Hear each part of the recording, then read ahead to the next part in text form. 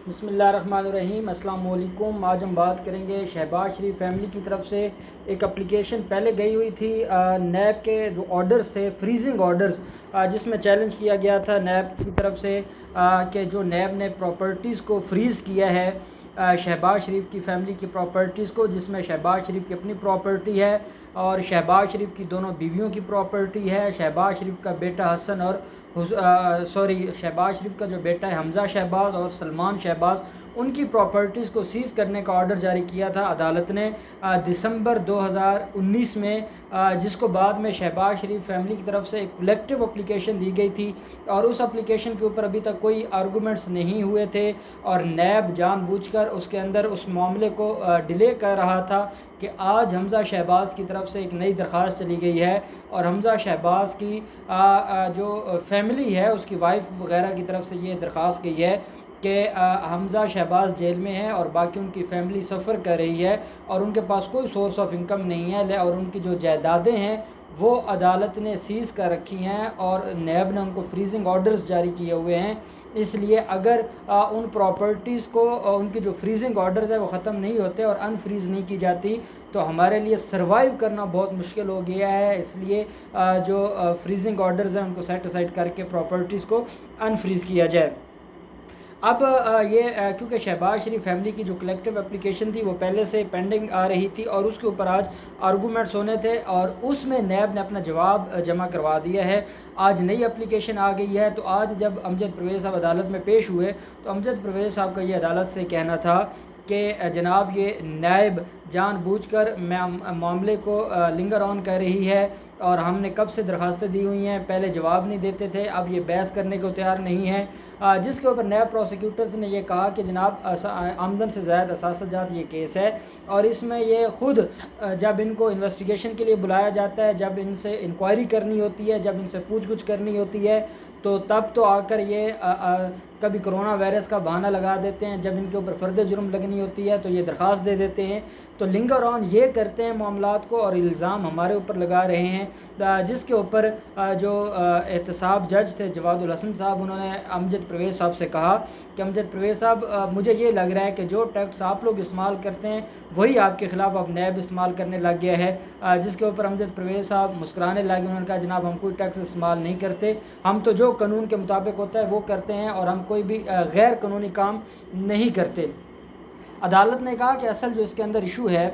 वो ये है कि अब नई एप्लीकेशन आ गई है और जब भी कोई एप्लीकेशन आती है तो उसका जवाब जमा करवाया जाता है, तो इनको जवाब जमा करवाने दें और उसके बाद हम इन मामलात को देख लेते हैं। तो जिसके ऊपर अमजद परवेज़ साहब ने अदालत से कहा कि 22 जून के बाद छुट्टियां हो जाएंगी और छुट्टियों में ये मुश्किल हो जाएगा, तो हम चाहते हैं कि छुट्टियों से पहले पहले जो अनफ्रीजिंग ऑर्डर्स हैं वो किए जाएं और जो प्रॉपर्टी है उसको जो अटैच किया हुआ है वो अटैचमेंट ख़त्म हो और जो फैमिली है दरख्वास्त गुजार की वो जो सफ़र कर रही है वो उस परेशानी से निकल सके और उनको बहुत ज़्यादा फाइनेंशियली प्रॉब्लम्स हैं। अब ये वही अमजद परवेज़ साहब हैं जब कल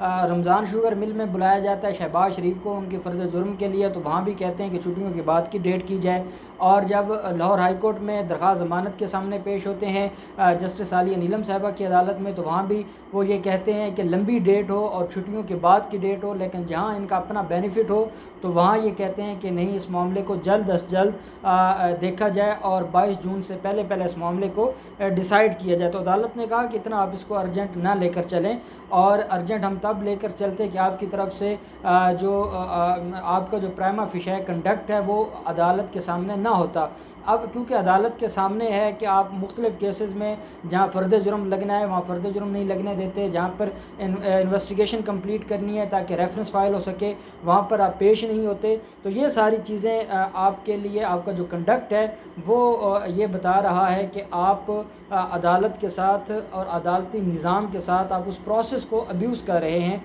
जिसकी वजह से अदालत आपको कोई फेवर नहीं दे सकती। अब इसके अंदर जो इन्होंने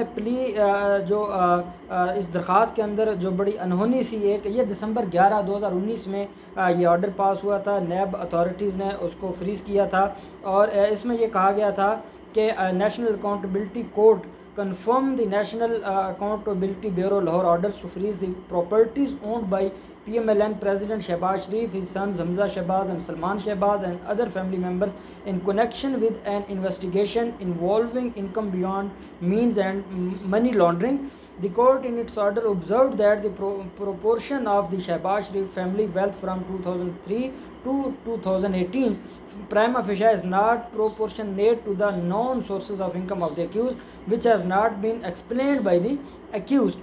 The judgment stated at this stage, even the provision of the Protection of Economic Reforms Act 1992 would not be helpful to the accused party unless the sources of the said payments are disclosed by them. कि जब तक वो अपने sources नहीं बताते और जो जितना गैप है इनकम में और जो असासाजात हैं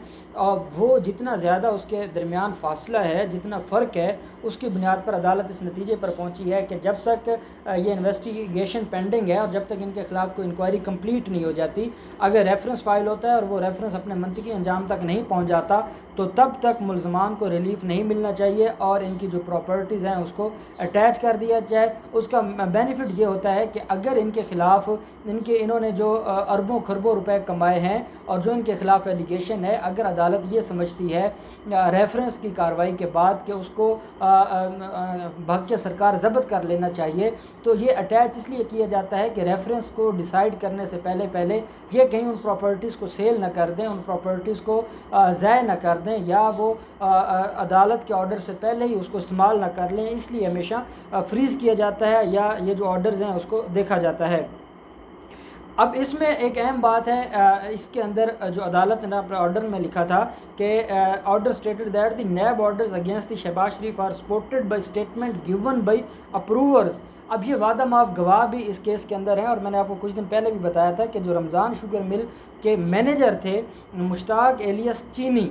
ये जो मुश्ताक एलियस चीनी है ये इसमें अप्रूवर है। ये जो मैनेजर है रमज़ान शुगर मिल का, आप देखें कितना अहम गवाह है, जिसने आके नैब अदालत को ये बताया था कि जो हमज़ा शहबाज और सलमान शहबाज है, इन्होंने मुख्तलिफ मुलाजमीन के अकाउंट्स बनाए हुए थे, बैंक अकाउंट्स, और उनमें मिलियंस रुपए की ट्रांजैक्शन होती थी जो बैरून मुल्क से आते थे, और एक मुश्ताक एंड कंपनी के नाम से इन्होंने एक कंपनी बनाई हुई थी और उसके अंदर ये वो पैसे उसके अकाउंट में मंगवाते थे और वहाँ से ये ब्लैक मनी बाहर भिजवाते थे, जो वहाँ से वाइट मनी करवा कर ये वापस मंगवाते थे। तो इसमें मुश्ताक एलियस चीनी अप्रूवर है, इसी तरीके से यासर मुश्ताक अप्रूवर है, शाहिद रफ़ीक है और आफ्ताब महमूद है। तो अदालत ने कहा कि इन लोगों के जो स्टेटमेंट्स हैं इनको देखकर, इनको मद्देनज़र रखकर, और जो रिकॉर्ड है, जो इनके बैंक अकाउंट्स हैं और जो इनका फ़र्क है इनकी आमदन में और इनके असासाजात में, उनकी बुनियाद पर अदालत इनको फ्रीज़ करने का हुक्म देती है। और साथ ये कहा गया कि अगर इनको कोई ऑब्जेक्शन है तो ये 14 दिन के अंदर अंदर ऑब्जेक्शन पिटीशन फाइल कर सकते हैं। ये हर किसी का हक होता है, ये हमारा कानून ये कहता है कि जब भी किसी प्रॉपर्टी को फ्रीज़ करेंगे तो उसके ऊपर जो मुखालिफ पार्टी है वो ऑब्जेक्शन पिटीशन फाइल कर सकती है और वो ऑब्जेक्शन पिटीशन भी खारिज हो जाती है। ये बेसिकली 23 प्रॉपर्टीज़ हैं जिनको अटैच किया गया था और इसके अंदर जो शहबाज शरीफ की नाम कुछ प्रॉपर्टीज़ हैं, कुछ उनकी दोनों बेगमात के नाम प्रॉपर्टीज़ हैं, और कुछ प्रॉपर्टीज़ जो हमज़ा शहबाज और सलमान शहबाज के नाम हैं। इस तरह से जो सेक्शन 12 है नैब ऑर्डिनेंस का, जो 1999 का नैब ऑर्डिनेंस है, उसके तहत उन्होंने ये अटैच की थी प्रॉपर्टीज़ को। अब जो फ्रोज़न प्रॉपर्टीज़ हैं उनमें इंक्लूड हैं 2 बंगले हैं मॉडल टाउन में और एक निशात लॉजेस है मरी में, जो कि acquired bye mister Sharif in the name of his wife Nusrat, A cottage, a villa and a plot in Haripur and 2 houses in Lahore defence area. ये सारा है शहबाज शरीफ की प्रॉपर्टी जो उसने अपनी वाइफ के नाम पर ख़रीदी हुई है, और जो उनकी वाइफ है तहमीना दुरानी वो अक्वायर्ड करती है, वो इनकी मलकियत रखती है। इसी तरीके से 390 कनाल ज़मीन है चिनियोट में जो कि हमज़ा शहबाज और सलमान शहबाज के नाम है, उसको अटैच किया गया है। इसी तरह से 5 मरला के 9 प्लाट हैं जोहर टाउन में, 5-5 मरला के 9 प्लाट्स हैं जोहर टाउन के अंदर, वो फ्रीज़ किए गए थे। और साथ इसके अंदर एक बड़ी अहम डेवलपमेंट हुई थी कि जो 5 कनाल का घर है लाहौर जुडिशल कॉलोनी में, ये जहाँ पर हमारे ऑनरेबल हाई कोर्ट्स के जजेस की रिहाइश है, तो उसके पास ही ये जो हमज़ा शहबाज है इसका एक घर था 5 कनाल का। और माजी में, अब तो नहीं लेकिन माजी में ये इस्तेमाल किया जाता था, जो बड़े हमारे जुडिशल ऑफिसर्स थे उनके साथ मीटिंग्स के लिए भी ये घर इस्तेमाल किया जाता था। और इसको फ्रीज़ किया गया है। इसी तरीके से जो एच ब्लॉक वाली इनकी प्रॉपर्टी है, जो घर है, उसको फ्रीज़ किया गया है। और जो कसूर के अंदर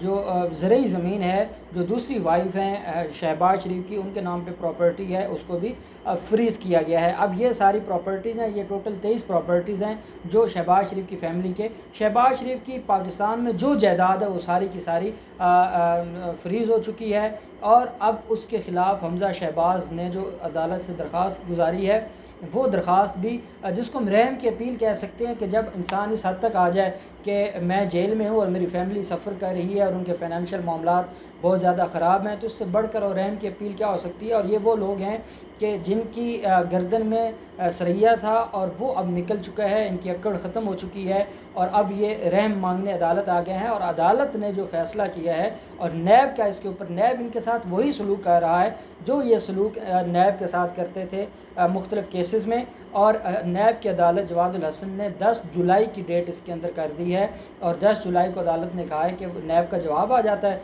तो दोनों पार्टीज़ के आर्गूमेंट सुनने के बाद फिर अदालत डिसाइड करेगी कि आया इनकी जो फ्रीजिंग ऑर्डर्स हैं उनको ख़त्म कर देना चाहिए या बरकरार रखना चाहिए। इसका फ़ैसला अब 10 जुलाई को होगा। अब क्योंकि छुट्टियां हो जानी है, मुझे नहीं लगता कि 10 जुलाई में इसके ऊपर कोई फ़ैसला होगा, तो अभी इनको मज़ीद सफ़र करना होगा, इनको मज़ीद परेशानियाँ बर्दाश्त करनी होंगी। और इन्होंने जो कौम के साथ फ्रॉड किया है, जो कौम के पैसों को और कौम के टैक्स के पैसों को चुराया है, तो वो अब इनका, क्योंकि वो ख़त्म होने लगा है और अब इनकी जो प्रॉपर्टीज़ हैं वही इनके पास रह गई है, इसलिए अब इनको कोई और चीज़ नज़र नहीं आ रही और अब इनकी नज़र अपनी प्रॉपर्टीज़ के ऊपर है, जिसके ऊपर मैं समझता हूँ जवादुल हसन साहब ने बड़ा अच्छा फ़ैसला किया है और रूटीन की डेट दी है, उसको अर्जेंसी में नहीं रखा। अब देखते हैं कि 10 जुलाई को इसके ऊपर ऑनरेबल जो अदालत है वो क्या फ़ैसला करती है। जो भी इस केस के अंदर डेवलपमेंट होगी हम आपके साथ शेयर करते रहेंगे। बहुत शुक्रिया। अल्लाह हाफ़िज़।